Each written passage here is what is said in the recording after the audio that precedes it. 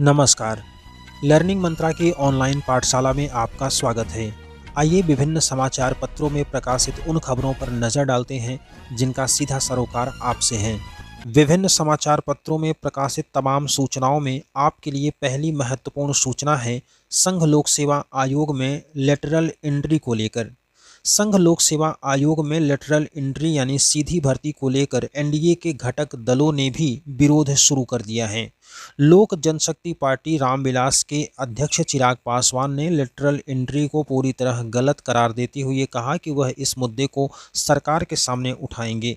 इस मुद्दे पर पार्टी का रुख साफ करते हुए चिराग पासवान ने कहा कि पार्टी ऐसी नियुक्तियों के बिल्कुल पक्ष में नहीं है। पार्टी का मानना है कि जहां भी सरकारी नियुक्तियां होती हैं वहां आरक्षण के प्रावधानों का पालन किया जाना चाहिए। पासवान ने कहा कि उनकी पार्टी सरकार का हिस्सा है और इन मुद्दों को सामने लाने के लिए उनके पास मंच है। लेटरल एंट्री के मामले पर चुनाव से पहले विपक्ष को आरक्षण का मुद्दा भी मिल गया है। 4 राज्यों के विधानसभा चुनावों से पहले केंद्र सरकार के लेटरल एंट्री के निर्णय ने विपक्ष को बड़ा मुद्दा दिया है। विपक्ष ने इसे आरक्षण से जोड़ते हुए सरकार को घेरना शुरू कर दिया है। विपक्ष का आरोप है कि सरकार लेटरल एंट्री के जरिए दलित, आदिवासी और पिछड़े वर्गों का अधिकार छीन रही है।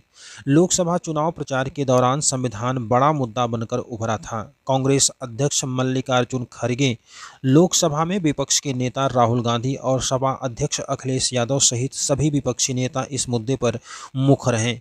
विपक्ष लेटरल एंट्री को सरकार की आरक्षण खत्म करने की मंशा से जोड़ रहा है। विपक्ष का कहना है कि लेटरल एंट्री के जरिए भर्ती आरक्षण को छीनकर संविधान को बदलने का भाजपाई चक्रव्यूह रचा जा रहा है। खड़गे ने कहा कि लेटरल एंट्री का प्रावधान संविधान पर हमला है क्योंकि सरकारी महकमों में रिक्तियां भरने के बजाय बीते 10 वर्षों में सार्वजनिक क्षेत्र के उपक्रमों में सरकार के हिस्सों को बेच कर 5.1 लाख पद भाजपा ने खत्म कर दिए हैं। वहीं दूसरी तरफ कांग्रेस ने गिग वर्कर्स के लिए न्याय का आह्वान किया है। लोकसभा में नेता प्रतिपक्ष राहुल गांधी ने उबर कैब की सवारी का एक वीडियो सोशल मीडिया पर शेयर करके सोमवार को कहा कि कांग्रेस शासित राज्य अपने अपने प्रदेशों में गिग वर्कर्स के लिए ठोस नीतियां बनाकर न्याय सुनिश्चित करेंगे। उन्होंने कहा कि इंडिया गठबंधन संघर्ष के साथ इन नीतियों का देशव्यापी विस्तार करेगा ताकि अस्थायी काम करने वाले श्रमिकों के हित सुरक्षित रहें। आपको बताते चलें कि गिग वर्कर्स उन श्रमिकों को कहा जाता है जिनका काम अस्थायी होता है। कांग्रेस के पूर्व अध्यक्ष राहुल गांधी ने उबर कैब की सवारी का एक वीडियो एक्स पर पोस्ट करते हुए कहा कि आमदनी कम और महंगाई से निकला दम, यह भारत के गिग वर्कर्स की व्यथा है। उबर यात्रा के दौरान उन्होंने उत्तर प्रदेश के एटा से ताल्लुक रखने वाले वाहन चालक सुनील उपाध्याय से कैब ड्राइवर्स और डिलीवरी एजेंट्स जैसे अस्थायी काम करने वाले श्रमिकों की समस्याओं का जायजा लिया था। लेटरल एंट्री पर सरकार ने भी अपना पक्ष रखते हुए कहा कि नियमित पदों के लिए आरक्षण पर असर नहीं होगा। लेटरल एंट्री के जरिए सरकारी कर्मियों की भर्ती करने के सरकार के फैसले की आलोचना के बीच केंद्रीय मंत्री अश्विनी वैष्णव ने सोमवार को स्पष्ट किया, ये पद किसी भी सिविल सेवा के रोस्टर में कटौती नहीं करते। इसका नियमित पदों के लिए आरक्षण प्रणाली का कोई प्रभाव नहीं पड़ेगा। वैष्णव ने कहा कि ये पद अस्थायी हैं और सिर्फ 3 साल के लिए सृजित किए गए हैं। उन्होंने विपक्ष की आलोचना को झूठा और निराधार करार दिया। उन्होंने कहा, लेटरल एंट्री यूपीए शासन में भी की गई थी लेकिन यह गैर व्यवस्थित तरीके से की गई थी। अब सरकार ने यूपीएससी के माध्यम से भर्ती प्रक्रिया को और अधिक व्यवस्थित और पारदर्शी बनाने का निर्णय लिया है। वैष्णव ने कहा, ये नौकरियां किसी भी सेवा के रोस्टर में कटौती नहीं करती। रोस्टर में यह बताया जाता है कि कितने एससी, एसटी और ओबीसी उम्मीदवार लेने होंगे और शेष सामान्य होंगे। अगली महत्वपूर्ण सूचना बिहार से है। शिक्षा विभाग ने प्रथम और द्वितीय चरण की शिक्षक नियुक्ति के बाद 9वीं, 10वीं और 11वीं, 12वीं में शिक्षकों के रिक्त रह गए पदों को जोड़ते हुए तीसरे चरण के लिए कोटिवार पदों की गणना का निर्देश जिलों को दिया है। माध्यमिक शिक्षा निदेशक ने इस संबंध में सोमवार को जिला शिक्षा पदाधिकारियों को पत्र लिखा है। पत्र में जिलों को कहा गया है कि बैकलॉग की गणना करते हुए कोटिवार पद 3 दिनों के भीतर विभाग को भेजें। शिक्षा विभाग ने यह भी निर्देश दिया है कि शिक्षकों के कोटिवार पदों की गणना जिलाधिकारी के माध्यम से कराकर भेजना है। विभाग ने इस पत्र के साथ सभी जिलों को एक फॉर्मेट भी भेजा है जिसमें पूरी रिपोर्ट सौंपनी है। जिलों को भेजे गए पत्र में शिक्षा विभाग ने यह भी कहा है कि पूर्व में जिलों के द्वारा भेजी गई रिपोर्ट में बैकलॉग की गणना नहीं की गई थी, इसलिए नए सिरे से जिलों को यह भेजना अनिवार्य है। अगली महत्वपूर्ण सूचना बिहार से है।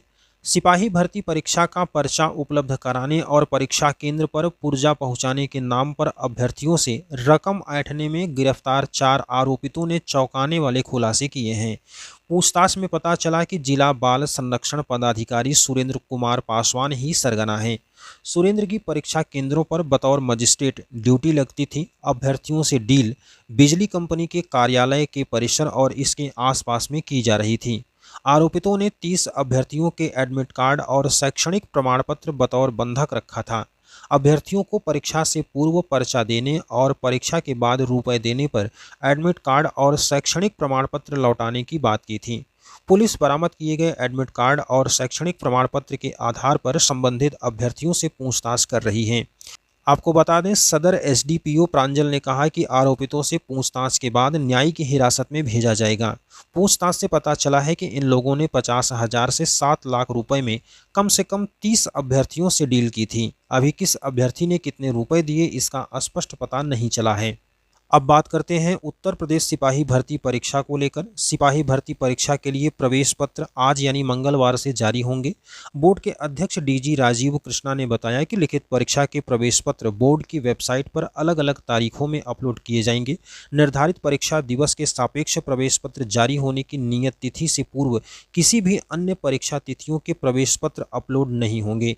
बोर्ड ने अभ्यर्थियों से अपेक्षा की है कि वह अपने परीक्षा तिथि के आधार पर प्रवेश पत्र जारी होने की अंकित तिथि को ही अपना प्रवेश पत्र डाउनलोड करें ताकि किसी प्रकार की असुविधा न हो। आपको बता दें, बोर्ड द्वारा 23 अगस्त को होने वाली परीक्षा के प्रवेश पत्र 20 अगस्त को अपलोड हो जाएंगे। इसी तरह 24 अगस्त को परीक्षा का, 21 अगस्त को, 25 अगस्त की परीक्षा का, 22 अगस्त को, 30 अगस्त की परीक्षा का, 27 अगस्त और 31 अगस्त की परीक्षा का 28 अगस्त को प्रवेश पत्र अपलोड हो जाएगा। मुख्यमंत्री योगी आदित्यनाथ ने उत्तर प्रदेश पुलिस भर्ती परीक्षा पर पैनी नज़र रखने के लिए अधिकारियों को निर्देश दिया है। वहीं दूसरी तरफ बात करें तो इसके लिए ग्राउंड रिहर्सल भी किया जाएगा और मुख्यमंत्री ने कहा है कि अभ्यर्थियों को कोई भी दिक्कत नहीं होनी चाहिए। अगली महत्वपूर्ण सूचना उत्तर प्रदेश लोक सेवा आयोग से है। पीसीएसजे मुख्य परीक्षा 2024 की कॉपियों की अदला बदली के मामले में चयन परिणाम बदलता है तो नए पद कहां से आएंगे? पूर्व में चयनित अभ्यर्थियों का क्या होगा? अभ्यर्थियों के बीच चर्चा में ऐसे ही तमाम सवाल उठ रहे हैं और उत्तर प्रदेश लोक सेवा आयोग भी इन सवालों के जवाब तलाश रहा है। आयोग मुख्य परीक्षा का संशोधित रिजल्ट जारी कर चुका है और इसमें 5 नए अभ्यर्थियों को इंटरव्यू के लिए सफल घोषित किया गया है। 5 अभ्यर्थियों में श्रवण पांडे भी शामिल हैं जिन्होंने इस मामले में न्यायालय में याचिका दाखिल की थी। आयोग के सूत्रों का कहना है कि नियम के मुताबिक किसी भी भर्ती की प्रारंभिक परीक्षा का परिणाम आने तक पदों की संख्या घटाई या बढ़ाई जा सकती है, लेकिन पीसीएसजे भर्ती का अंतिम चयन परिणाम भी जारी हो चुका है। अगर अंतिम चयन परिणाम बदलता है तो आयोग पूर्व में चयनित अभ्यर्थियों को लेकर क्या निर्णय लेगा और नए चयनित अभ्यर्थियों के लिए नए पद कहां से आएंगे, ये सवाल पहेली बना हुआ है। आयोग में ऐसा पहले कभी नहीं हुआ कि आयोग के स्तर पर हुई किसी गड़बड़ी के कारण अंतिम चयन परिणाम बदला गया हो और इसकी वजह से किसी चयनित अभ्यर्थी का अभ्यर्थन निरस्त करना पड़ा हो। आयोग ने कॉपियों की अदला बदली का विवाद सामने आने के बाद मुख्य परीक्षा में शामिल 3019 अभ्यर्थियों को कॉपियां देखने के लिए आमंत्रित किया था और इनमें से 1343 अभ्यर्थी अपनी कॉपियां देखने आयोग पहुंचे थे। इनमें से कई अभ्यर्थियों ने कॉपियां देखने के बाद अपनी आपत्तियां भी दर्ज कराई थी। आयोग के सूत्रों का कहना है कि संशोधित अंतिम चयन परिणाम जारी किए जाने से पहले अभ्यर्थियों की आपत्तियों का निस्तारण भी किया जाएगा। अगली महत्वपूर्ण सूचना है उत्तराखंड एलटी परीक्षा को लेकर। उत्तराखंड अधीनस्थ चयन आयोग की ओर से कराई गई सहायक शिक्षक यानी एलटी परीक्षा में भी सेंध लगाने की कोशिश की गई। उत्तराखंड पुलिस की स्पेशल टास्क फोर्स ने परीक्षा से पहले ही नकल का ठेका लेने वाले इस गिरोह के सरगना और साल्वर को गिरफ्तार कर लिया है। मेरठ के मास्टरमाइंड ने बिहार से साल्वर को बुलाया था। नकल कराने का ठेका 16 लाख रुपए में तय हुआ था। गिरोह का सरगना मई 2023 में उत्तर प्रदेश में हुई वीडियो परीक्षा में नकल कराने की कोशिश कर चुका है। वरिष्ठ पुलिस अधीक्षक एसटीएफ आयुष अग्रवाल ने बताया कि 18 अगस्त को यूकेएसएससी की सहायक अध्यापक की परीक्षा विभिन्न केंद्रों पर हुई। सूचना मिली थी कि उत्तर प्रदेश के मेरठ के चकबंदी सरगना के रहने वाले उधम सिंह का भर्ती परीक्षा में नकल कराकर पास कराने का गिरोह है। और अब बात करते हैं संस्कृत दिवस की, तो 19 अगस्त को वर्ल्ड संस्कृत दिवस प्रत्येक साल मनाया जाता है। यह दिन संस्कृत भाषा की सांस्कृतिक और ऐतिहासिक महत्व को मान्यता देने के लिए विशेष रूप से समर्पित होता है। इस दिन विभिन्न आयोजनों और गतिविधियों के माध्यम से संस्कृत की समृद्धि को सम्मानित किया जाता है। अगली सूचना है राष्ट्रीय अंतरिक्ष दिवस से संबंधित। 23 को पहला राष्ट्रीय अंतरिक्ष दिवस मनेगा। भारत 23 अगस्त 2024 को अपना पहला राष्ट्रीय अंतरिक्ष दिवस मनाने जा रहा है। 2023 में इसी दिन चंद्रयान 3 ने चांद की सतह पर विक्रम लैंडर की सॉफ्ट लैंडिंग की थी। भारत चांद पर उतरने वाला चौथा देश और चांद के दक्षिणी ध्रुव क्षेत्र के पास उतरने वाला पहला देश बन गया है। इस उपलब्धि का जश्न पूरे देश में अंतरिक्ष विज्ञान और प्रौद्योगिकी के क्षेत्र में युवा पीढ़ी को जोड़ने और प्रेरित करने के लक्ष्य के साथ मनाया जा रहा है। इस उपलक्ष्य में सेमिनार और प्रदर्शनों की एक श्रृंखला हो रही है। इसके साथ ही विभिन्न समाचार पत्रों में प्रकाशित खबरों का सिलसिला समाप्त हुआ, जिनका सीधा सरोकार आपसे है। वीडियो अच्छा लगा हो तो लाइक कीजिएगा और चैनल पर पहली बार जुड़े हैं तो सब्सक्राइब जरूर कीजिएगा, ताकि भर्ती और रोजगार से संबंधित सभी सूचनाएं आपको समय पर मिलती रहें। जय हिंद।